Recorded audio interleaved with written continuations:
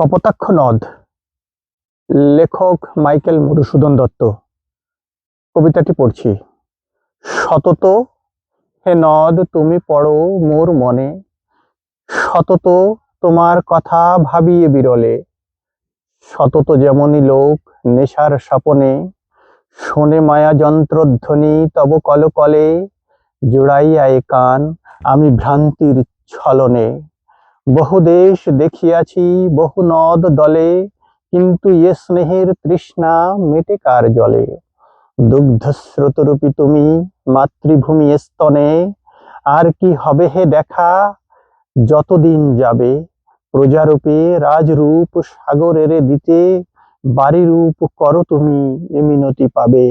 বঙ্গজ জনের কানে সখে সখারিতে, নাম তার এ প্রবাসে মজি প্রেম ভাবে।